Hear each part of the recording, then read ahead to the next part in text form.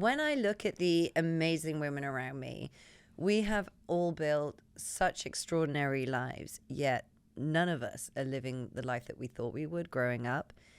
And the gap between our lives and our mothers' lives is so significant. It's so much wider than one generation, or certainly feels that way. So much so that there really cannot be any applicable social normal construct that can apply to what it means to being a woman today. I'm Harriet King, and this is The Business of Being a Woman, where we break down the construct of what it means to be a woman today. Really, this podcast is a tool to show that whatever box you've been put into, whatever label you've been given, whatever set of rules you've been handed to, there are so many other facets to us. And each and every facet is as valid and as authentic as the other. On the podcast, we are very, very fortunate to interview women of significant professional note and impact, and really highlight the many other stories and experience that have influenced and defined their definition of success. So today, I am blessed, honored, excited, nervous. Thank you for that. Astonished. No, just beyond delighted to welcome Abby Horrigan to the podcast. Abby was my former boss. Has certainly been a mentor of mine, and now I'm beyond proud and fortunate to say is a friend, and a very great one at that. For those of you that don't know that one person can have such a significant impact on an entire organization, I'm here to tell you it's possible, and I'm here to tell you that this is the living, breathing example of that.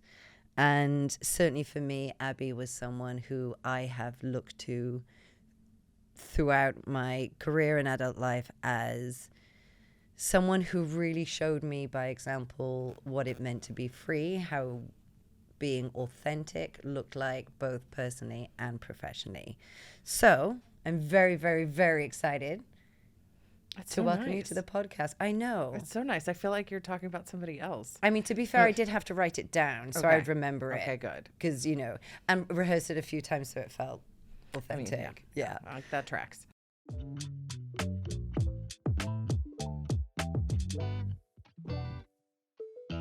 I feel strongly when I look back at myself and my career, for the longest time I was sort of compartmentalizing. Yes. And my personal self was one sense and my professional self was one sense. Yet, when actually I looked deeper, the same things or themes were playing out, but they were perhaps presenting kind of differently. Mm-hmm. And things, so for example, I was people pleasing in both roles, but in a corporate role, I got a bigger bonus for it. You know what I mean? And it sort of reinforced those kind of behaviors. But I wonder, as you look back to those years before you found that place, and I know you had phenomenal successes, phenomenal experiences, phenomenal people who you worked with during those times. What is the thing that strikes you the most about your experiences where you felt you weren't able to be full Abby? And then an experience where you were. Did it impact your practice style? Did it impact your sense of meaningfulness in terms of what you were doing or the impact you were having? Or was it just a sense of you just felt more constrained? I don't know, it's a good question. So I left home very young, and I was a waitress and a bartender for like a decade, almost a decade. And I think through that job, I perfected the art of meeting somebody and within 30 to 40 seconds figuring out what is it going to take to make this person happy. Yeah. What is it going to take? Like, who do I need to be? What do I need to give them? Like, do they want like fun, playful waitress, or do they want like quiet girl who takes your order and like goes away? Like, what's going to help me maximize for tips here? And I think that was very helpful in the legal field because I would deal with partners and, in the firm and different, very wildly different personalities, but I could very quickly size up like who I needed to be to like get along and do well. Yeah. And I think that, that is definitely part, I think, of law firm life. Like, I know some of my most favorite friends and colleagues are able to really completely compartmentalize. Yeah. Like, you meet them at work and you C1 personality, and then you go out for drinks and you're like, where did this person come from? Yeah. And I always weirdly like admire that because I'm like, oh no, they're doing this really well. And because you feel you can't do that? I used to feel like there was a way that you had to quote unquote be to be successful as a lawyer. Got it. And lawyers look like this. And lawyers. And I think there's truth in that in some respects.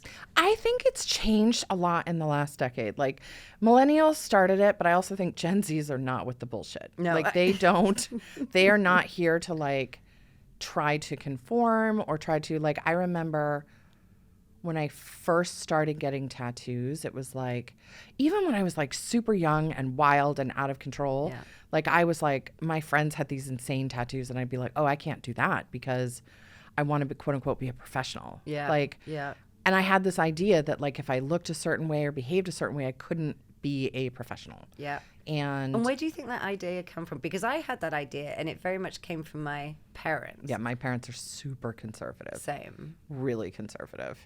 And had a very clear idea of how, I can just hear my dad's voice. There's a certain way people behave. Yeah. And I'm just guessing, did you generally conform to their perception of that certain way? You did? See, I didn't. Or I thought I was, but in their mind, I didn't. I did until I was a teenager. I felt like when we moved, like they broke the contract. I felt like the contract was like... It's all to blame. Yeah. And I was just like, I was willing to like, and not I was willing to play along and be a good kid. I was a good kid. I think, but then, I blamed them so much for the radical downward spiral of my life that I was just like, you no longer deserve respect or dignity. Which, I may have been a little incorrect about that. But, I definitely was just a huge jerk. Like really, like my nieces will sometimes do things. And my sister's like, I don't know what's happening. I was like, no, I was that much of a jerk and more at 20. This is mild. This is mild. Yeah. So when you reference being a waitress, when my early, I don't know, I can't say it's my favorite because there are just too many to pick from. Oh, good. I like that. Just too many to pick from. But it's one of the early ones. And so again, I need listeners to understand, Abby was like, she took the chains off because I had been in the corporate world for a little while. It wasn't by any means my first position, but I hadn't come across women who were like this and who were like my inside voice, but they were bold enough to be it on the outside. And I remember she was telling me a story about when she's a waitress and the customer would say, I believe that's what you call them in America. The customer would say something like, so I wanted to order the mushroom pasta, but I have a mushroom allergy. And then Abby would be like, so I would just say, so you shouldn't order that. Get something else. Yeah, which I was like, oh my God, we could say that. And I would see, and this really, I think, speaks to the depth and breadth of Abby, which during the course of this conversation she won't admit to, but thankfully I'm here to make it clear, is Abby was able to be everything in once. If you had a problem, you wanted to speak to Abby. If something was awesome, you wanted to speak to Abby. If you were worried, scared, nervous, amused, anything, you wanted to speak to Abby. And I know I had the privilege of being her direct report, so I had time on her calendar and I got to hang out with her. She'd come to Amsterdam. We would work together closely and also socialize. You have no idea how awesome that made me feel, because everyone in that organization wanted to have the kind of relationship with you that we had. We had a lot of fun. We did have a lot of fun. We really had a lot of fun. And this was the thing. I didn't know it was also okay to have fun. If you haven't picked up yet, Abby is very, very, very, very, very, very funny. And Abby and I have a sense of humor that is alarmingly similar. And I didn't know I could bring that to work. And so, for example, we did get very little work done. To be fair. Whenever we were in the same place, very little work got done. It was. The working bit was always very efficient. The last 10 minutes at the end. Oh, by the way, this is happening. Terrible. But I really felt you really embodied a value of being yourself and being authentic.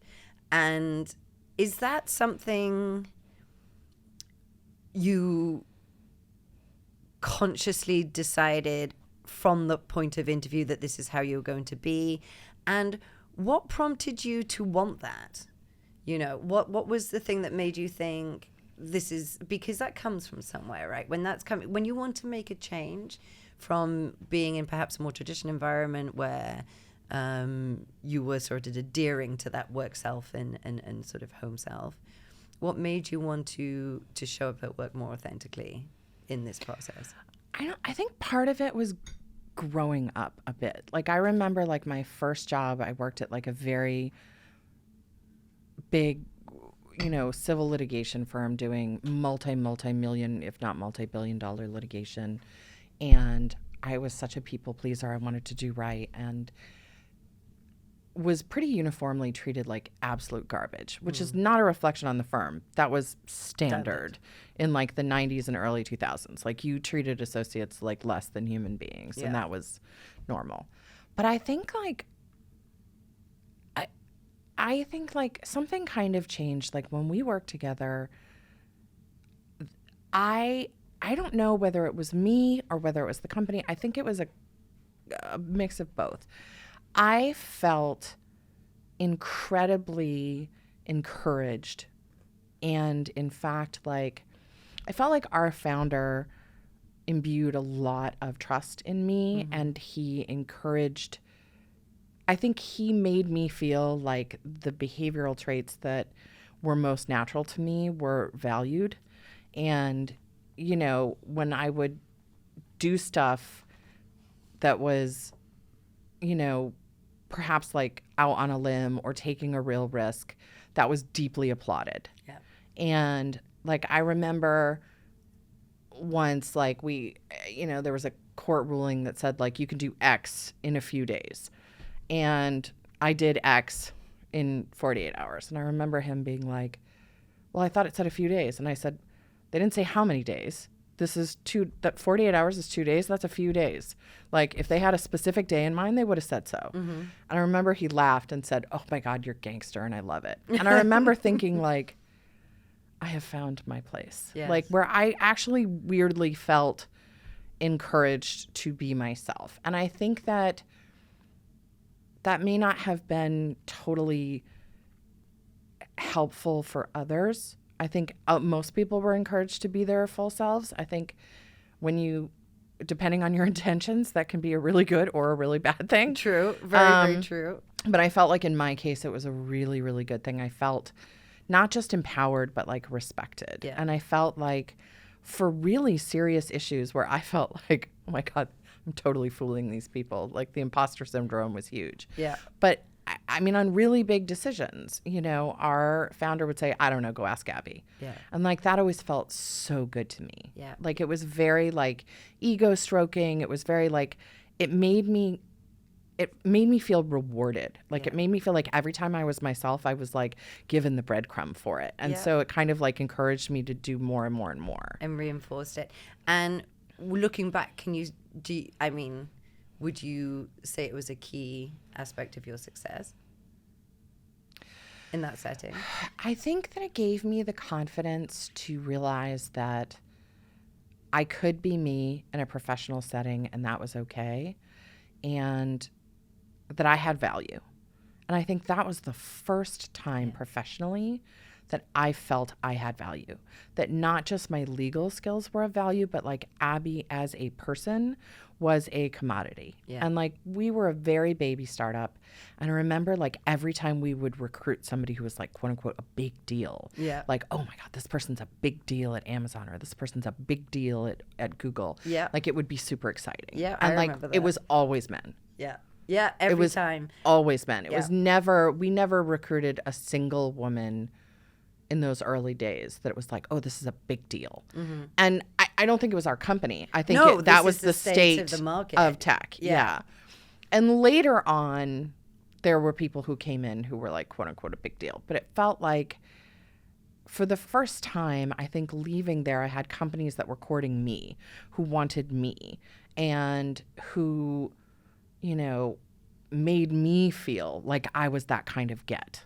You know, like I was not a big deal, but like, Oh, no, come but on. like truly, but like made me She is a feel big like deal. I was a win. Yeah. Like getting me was a win. It was a win in the family. And that felt like just delicious. Yeah, I can imagine. I'm on a personal note, it makes me so happy that you feel that way and you're able to recognize your contribution.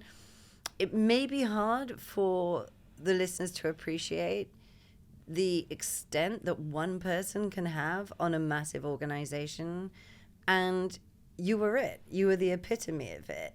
And I'm hugely biased. And also she told You me are. to say that. I mean, I paid you. I didn't just tell you. No, I mean, like there was cash the is, yeah. cash I'm just is, saying, cash is king. king. It's good.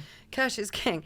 But and I mean, truly and genuinely, and your influence, guidance, mentorship has certainly stuck with me in an incredibly profound way.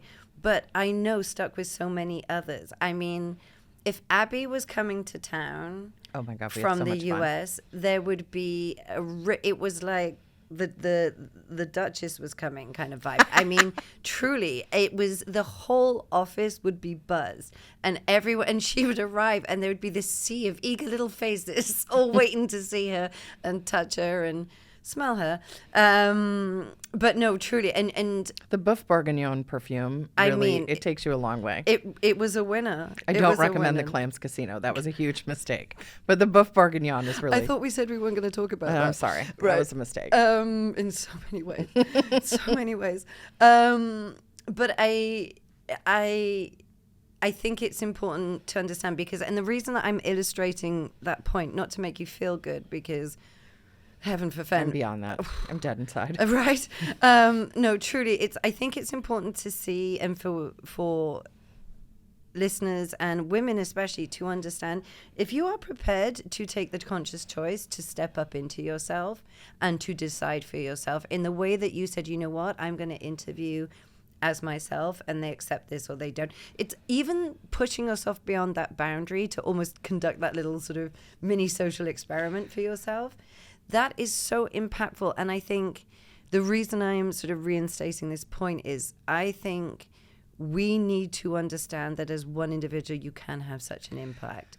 But and I'll freely admit, I have terrible imposter syndrome. But I also think I got credit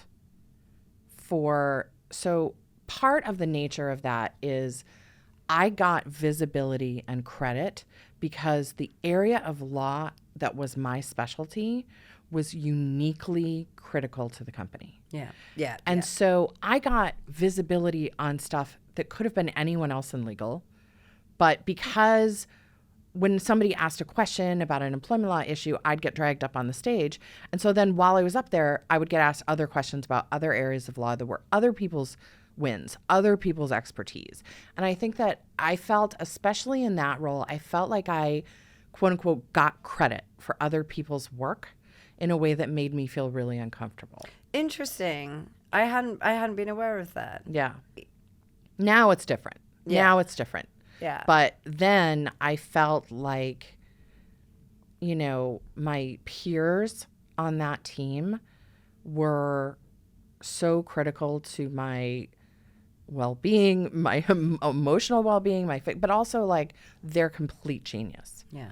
And, I felt like I got credit that probably should have been more evenly dispersed. But because I was a visible person, like I did the new hire training for legal, I did this or that, and so I was more visible than others. And so I felt like I got, quote unquote, not unnecessary credit. But it's interesting because in my current job, there's many of our most senior executives were also at that company. Yeah. And I felt like I came in on a cloud. Like they made me feel like they wanted me so badly. But also I felt like I was, quote unquote, cheating. Yeah. Because I didn't have to earn credibility with them. I already had it. Yeah. But I felt like I didn't deserve the credibility I had with them. Now I'm like, no, I worked really hard. Yeah. Like I worked really hard, and on my best days, I can say I'm good at what I do. Yeah. And I find that there's this weird thing that I feel like as women, you're not supposed to admit you're good at something. Don't even Not consider ever. it. No. But It is not becoming of a woman, Abby. no, it is not. No, we don't want to hear that. It's bragging. So, it's this. Yeah, I mean, right? But truly, and we had a thorny legal issue last year. And I remember saying to a team of our most senior people, I know this is scary. I know that there's a lot, but this is what I do. And I'm very good at it. So I just want you to just do what I tell you to do, and we're going to be fine. Yeah. And I could see like visible relief on these people's faces. And I had a moment where I was like, oh, is this what it feels like to be a man? Yeah. Like you just tell people you're good at something and they're like, oh, everybody calm down. We're good. Like literally, I was just like, this feels great. What a unique insight. What a unique insight. Abby and I were talking over the weekend. And she literally said, I said, I'm going to approach this with the confidence of a mediocre white man. Yes. And nothing has ever resonated with me so truly and deeply as that sentence. I mean, I will say this. Certainly in my experience working with you, you were always that person. This is what I loved about you so much, that she could make the most, I'm going to say it, inappropriate Obscene. joke. Obscene. I mean, blow your hair off your head kind of obscene comment. And in this same sentence, say something so insightful and profound and sage. But efficient too. Abby's ability to problem solve on the fly is quite astonishing, to the point where I think it's so fundamental in your process, I don't think you even know it about yourself. Or do you? Do you know that you're the person that sees the path through the chaos? I think it is a strong suit of mine. I think in part it comes from being one of a ton of kids. Yeah. So you're like, okay, somebody needs to say what we're doing, so that'll be me. And I'm happy to do that. My observation is you're a real engine in the family, right? Yeah, we're a lot of strong personalities. I will tell you the secret. The secret is you always hire a number 2 who has the exact opposite skill set of yours. So at my current job and at that job, I have hired really academic people. And so I'll be like, I don't feel she's talking about me at this stage. No. This was in the U.S. But I would boldly make these announcements like, we're going to do X. And she would lean in and be like, except in Oklahoma where that's illegal. And I'd be like, except in Oklahoma where that's illegal. And I, my number 2 right now, it's like, she's amazing in so many ways, but she's erudite and she's brilliant. She's also wickedly funny. I love her. She's you guys would get along like a house on fire. But she's also very academic. And so I'll say that's the key difference between the two of us. I'll say like an offhand comment like, oh, we need to figure out like how to solve the crisis in the Middle East. And like the next day she'll come in and be like, so I did about 5 or 6 hours of research and I think we have 3 options. I'm like, let's go with 2. Yeah. Like just boldly. Yes. But like, again, like that makes you, I feel like we're an amazing team. I feel like it's great for the company, but that imposter part of you is like, well, I don't really deserve this, or this isn't me, this is somebody else's work or whatever. And what I've realized is, and I recognized this really early in life, like in my late 20s, late teens, early 20s, like it's making the decision that's hard. Yes. It's not living it. Yes. It's, should I do this or should I do that? But when you just rip the Band-Aid and say, this is the decision, then all of the steps down the road, you're like, well, we made this call, so we're going to live with it and we're going to figure out how to make this work. Whereas like the perseverating about like, is this the right thing? Is this not the right? That's the intolerable part for me. Absolutely. Make the decision. And then you can clear all the rocks out of the road. But the making of the decision is the hard part. And do you think, though, I feel that, so you've lived a life. Yeah, sorry. And I would describe as someone who has a healthy risk appetite. healthy. Didn't used to. No, well, this is the thing. Well, this is what's interesting. I feel that the ability to push for change within yourself, either internally or external circumstances, the thing that helps you get over the line and to commit to that change or make that decision, for me, it's knowing that I too have lived a life and I got through it, through some great stuff, through some difficult stuff. But I feel like at this point I have, which I certainly didn't used to feel, at this point I have sort of a foundation or a bedrock of experiences that have been so broad and surprising that, you know what, most things I can get my arms around. I'll be, whatever happens, I'm fine. So what ignited that change for you? And what do you think has been an impact on that that risk tolerance changing? I think because I was raised with, my parents were very loving but very strict. Yeah. There was a way one behaved, Yeah. and like that was what one did. And I think to a certain extent, academic and professional Abby has always adhered to those expectations. And my grandmother used to say the best gift you can give someone is the gift of high expectations. Ooh. And I think that that is really true. I think that people will meet the bar you set for them. And when you set it low, they will meet you there. I agree. And it goes hand in hand with people will treat you how you allow them to. Yes. There was this great thing, you know, there's everything on Instagram about why do I attract toxic people, and the therapist came on you allow and it. said, toxic people will go to anyone. Yeah.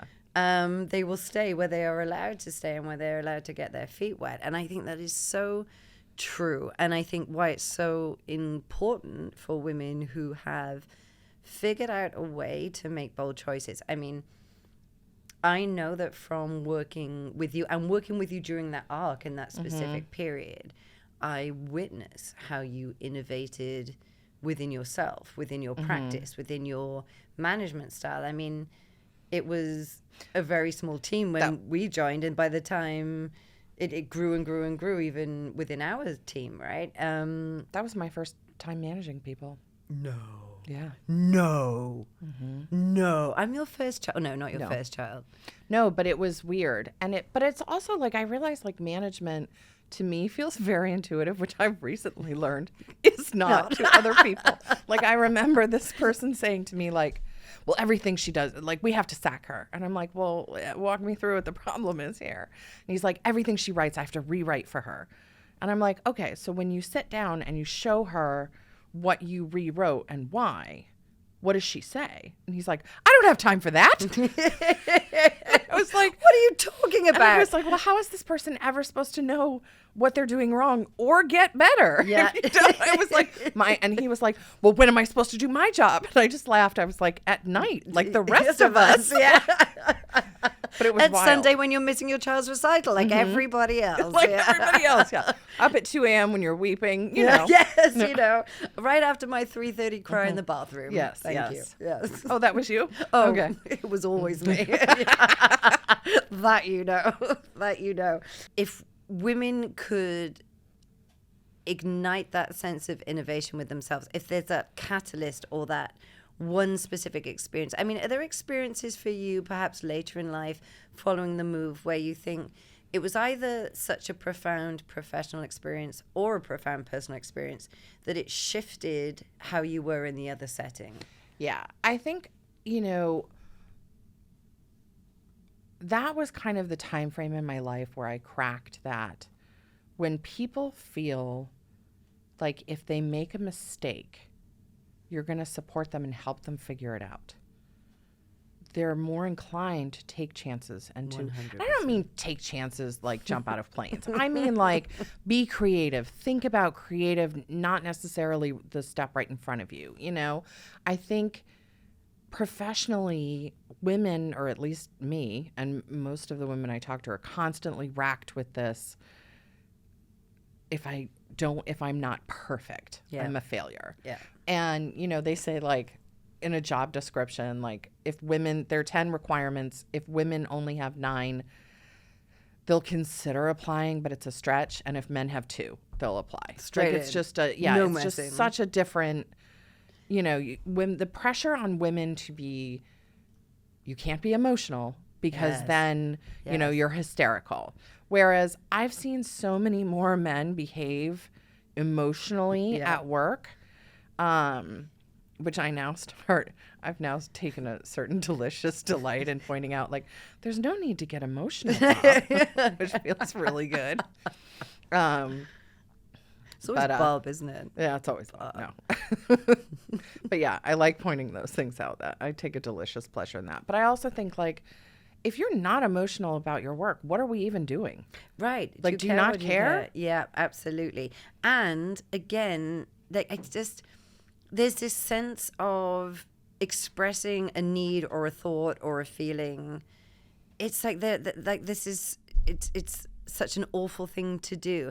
And again, one thing I really valued about Abby was I never had to guess. I don't like unwritten rules. No, I hate them. If there's rules, tell me what they are, and if you need me to obey that, I will, or I'll figure out my own. But I hate unwritten rules. And with Abby, I never had to guess where I was, and having that in a boss or someone who's in that dynamic was a gift. I always knew where I was. And I have to say, and this is true, and, we dealt with super complex, high-profile stuff. As Abby said, our department was really impactful in the business as a whole, in a sense that it isn't often in other companies. Mm-hmm. So we were dealing with big stuff and complex stuff. I never had that, oh, God, now I've got to tell Abby. Not once. Yeah. Not once. And I will tell you, this woman was all over everything. And never had time, but she always had time. Not once did you say, I don't have time for you. Not once. I mean, again, I felt like that was part of the job description, Yeah. Yeah. What it translated to for me was what you have talked about in bigger senses. It really passed down that sense of, I get to figure out how to do this. And who I am in this phase of my professional life, doing this incredible, beguiling, complex stuff. My first firm, I worked for this partner who is still a very good friend of mine. And he was the scariest lawyer in the firm. But he was a lot like my dad. Like, he was mostly bark, not a lot of bite. And we had lost a trial and we were doing an appeal. And on a technical issue. And he had said, like, run the word count, because we had written the brief on appeal. And he said, run the word count, and that's how much excess words we'll ask the judge for. And I'm really old. I'm going to show my age right now. So we did not have Google Docs or any of that. We didn't even have Word. We had Word Perfect.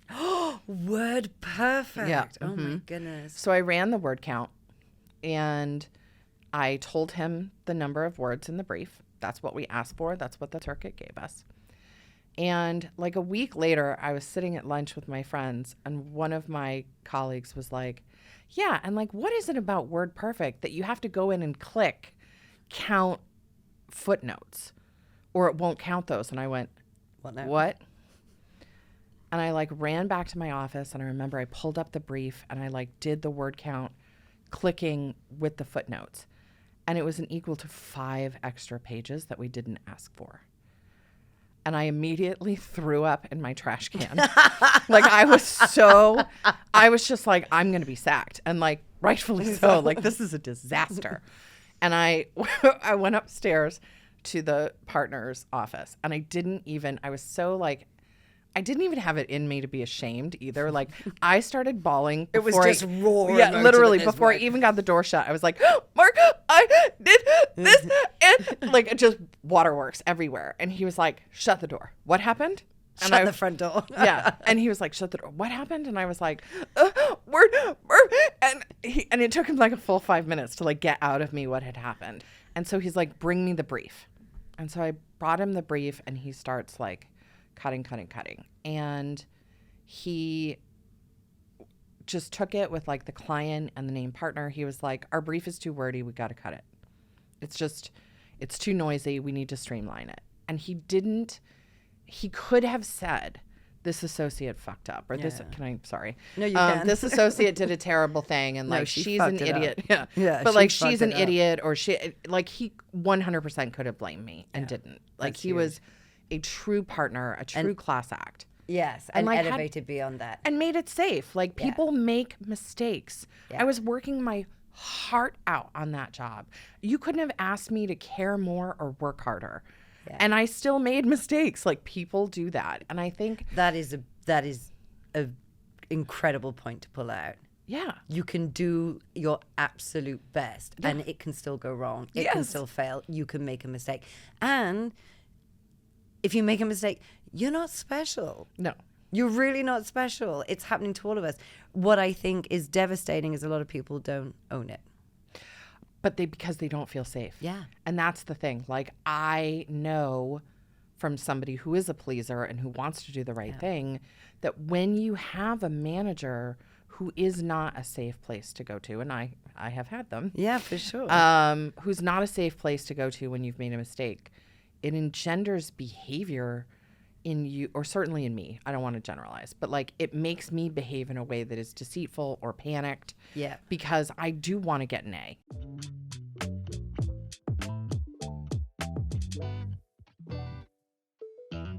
I have certainly observed that you have a real appetite for change, both within your professional career. I'm on the run from the law. I mean, literally. I have to stay one step ahead of them. I mean, it's like she's a different person every time. I open the computer and I never know what face is going to be staring back at me.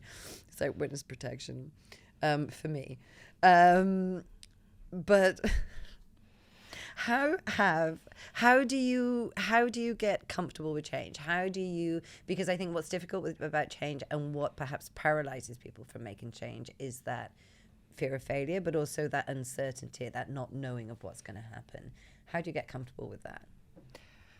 I think that I am uniquely broken in that change is oxygen for me. So like my whole legal career, no matter how happy I've ever been at a job, I've always kind of been like a shark, like on the move. What is next? Yeah. And even if it's 2 years out, like where am I going to want to be in 2 years? What am I going to want to do? And so even in jobs where I was like incredibly happy at work, I was still like staying abreast of like what else I could be doing. And it was for the first, I was very conservative in my career choices, but much more risk embracing in my personal life. Interesting. And I really thrive on change. And I realized recently that I have either moved house or job at least once every 2 years.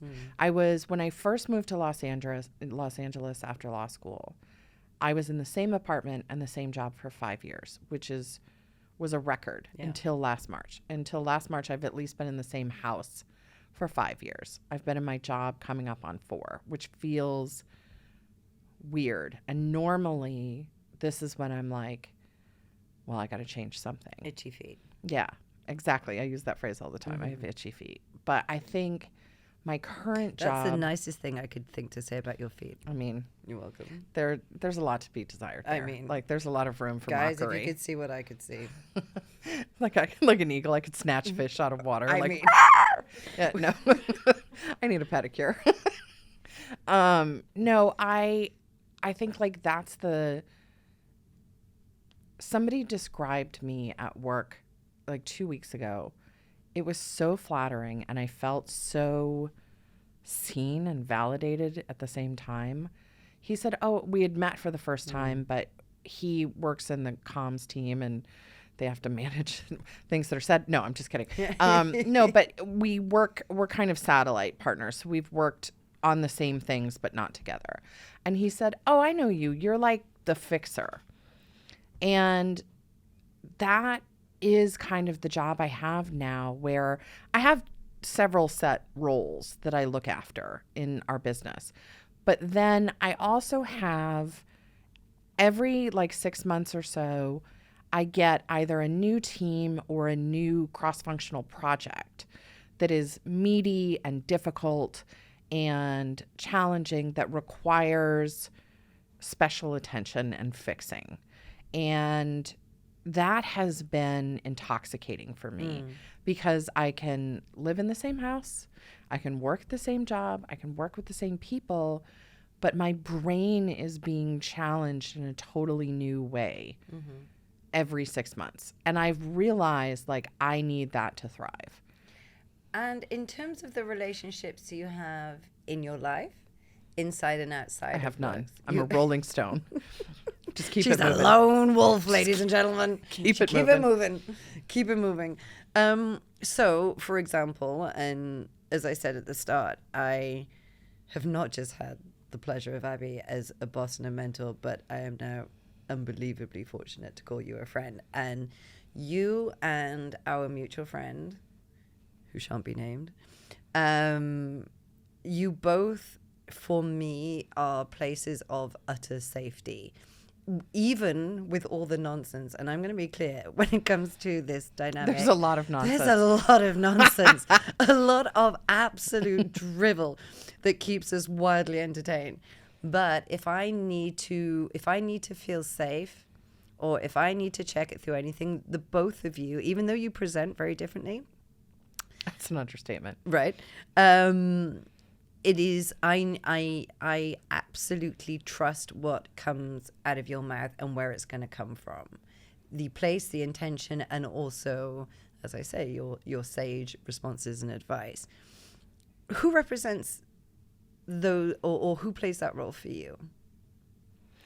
I feel really lucky in that I have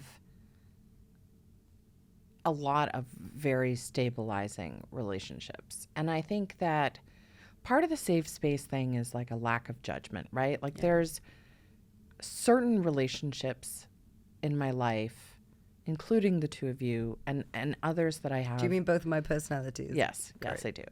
Yeah, right. But there's like that benefit of the doubt thing, right? Yeah. And there's like a no judgment zone. And I think, you know, one of my very close friends and I have a shorthand. We've been friends for 20 years. And we have developed a shorthand where, you know, she'll call me up and say, blah, blah, blah. And I'll be like, what do you need here? Do you want support? Do you want a thought partner? Like, what are you going for? Because often I will be the devil's advocate, or I will challenge you and say, okay, I hear what you're saying, but you may be overreacting. Or is it possible this person's intentions are not as bad as you think they are? But sometimes you don't want to fucking hear that. Sometimes you just need someone to shut up and have your back. And be like, I agree. Santa is the devil and he's terrible. Like, you know what I mean? Sometimes that is the second time you've told me something deeply disturbing about Santa. I'm just going to say. I'm just saying. She ruined my childhood. I know. But I think like sometimes like knowing someone well enough to have that safe space of saying, I don't want a thought partner right now. I just need you to have my back. Or help me, am I looking at this the right way? And knowing that you can say to me, Abby, I think you're really misreading this situation, and have it not be hurtful to me. Just have it be valuable insight. You know? What's your favorite failure? Oh, I have a lot of them. The throwing up in the trash can one was definitely a good one. I mean, it's up there. Yeah. I think, you know, when you work in a law firm, you are a profit center. They bill you out by the hour, and often for, you know, $500 or more an hour as a baby lawyer. And you're a profit center. So everybody wants you to be happy in theory. Less so when you're a baby lawyer, they don't care. You just shut up and eat your gruel. Exactly. But like when you're a partner, parasite. But when you're a partner, it's more, you know, can we get you more caviar, ma'am? But when you move in-house to a company, you stop being a profit center, and now you're not just a cost center, but you are often an impediment to somebody doing something they want to do, because of, nuances like it's illegal. Ugh. And they don't love it when you point those things out to They them. hate that. Yeah, they do. But I think when I was younger in my career, could often, my ego would get in the way, and I would have an uneven sense of what my place was in the company. And, legal jobs are highly paid generally. They're, fairly well respected in the company. And so you can kind of get high on your own supply sometimes. And I think I would be Were you a dick, Abby? Sometimes, yeah, no question. Yeah. But I think I can confirm that. Yeah. But you get this idea of I'm going to tell you to sit and you're going to look for a chair. Yeah. And you rarely sorry, did. So sorry. I have to say that is also one of my favorite Abby stories. And when I say sit, you look for no. Someone was talking about Abby.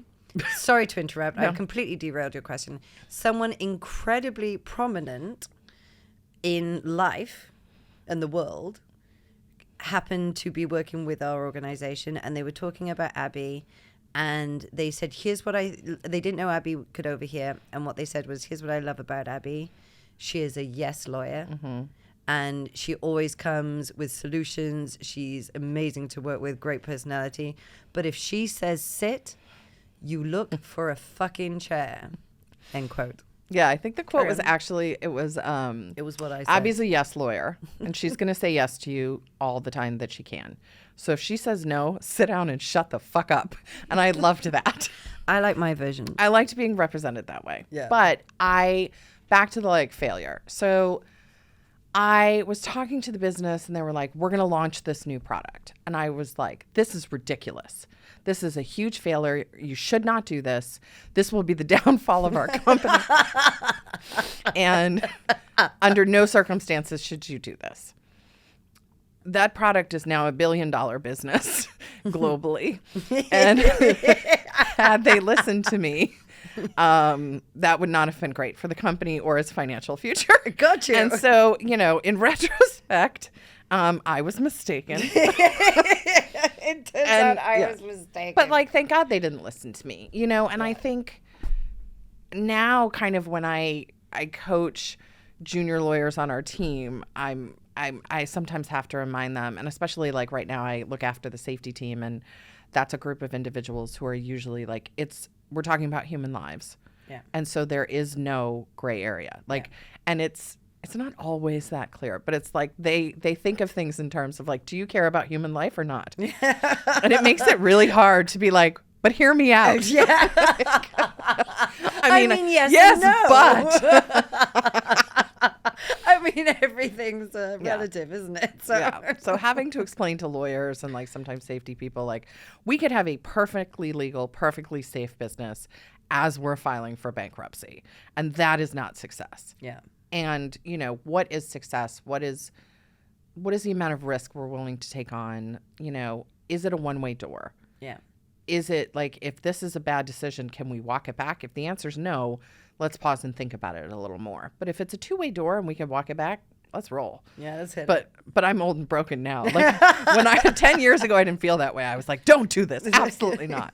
So yeah, that was a pretty big failure on my part. Not for them. Fortunately, they didn't listen. They rolled. It worked out great for them. Thankfully, no one takes Abby's advice. So, Thank God, no. What's your definition of success now, and how has it changed? So if you had asked me 10 years ago, I would have said, you have the general counsel job. You have you have enough money to, do whatever you want. And I think it wasn't until, I had the general counsel job that I was like, oh, this is terrible. Yeah. I hate this. But, I was enough of an achiever that when somebody calls you up and offers you that job, you're not saying no. Yeah. Even though I knew I didn't want that job. And in fact, had told people prior in my career, I remember once my manager was trying to coach me and she was like, I know that someday you want to be GC, so this is a growth area. And I was like, I don't want that job. I never want that job. And then I took that job. But I think that really helped me get my head around the fact that, no, I know what I like doing. and it's not commercial contracts. Like, gun to my head, you can't make me care about that. I just don't. Yeah. And like, privacy is something I want to enjoy as like a recipient, but like privacy issues is not intellectually satisfying for me to think about. I want that to be somebody else's problem. And I think that was like a huge moment of enlightenment for me in my career, which is like, I don't think I want the top job. And that was wild. And I think as somebody who wants an A, that's actually a pretty profound realization. Also, I think a great example of there's never,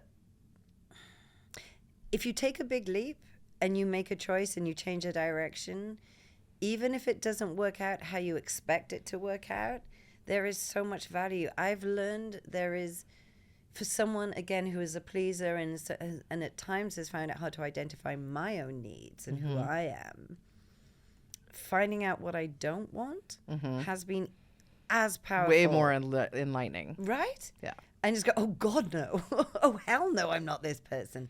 And then you start to kind of distinguish between what's your true sense of self and what is perhaps conditioning or unhealed trauma that shows up in things like imposter syndrome or wanting the A or whatever it is.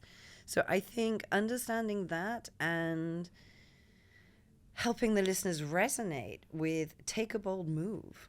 Take a bold move. It will give you, at the very least, a gift of experience. I know you as an activist, as a leader, as a warrior, certainly in terms of how I hold you in my mind. What's your anthem? What's your fight back song? What's that song? The whatever's happening. Oh, she's off. So it's an anthem, but it's not a fight back song. Got It's Tom Petty's It's Time to Move On. It's time to get going. Yeah.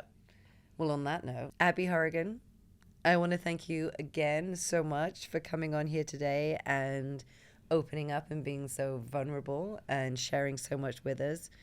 I mean, I could speak to you for a million more hours. I probably will have to. Same. But, through the phone on the, but I really think this is a perfect way to end this episode. Thank you so much for listening to The Business of Being a Woman, and please tune into the next episode soon.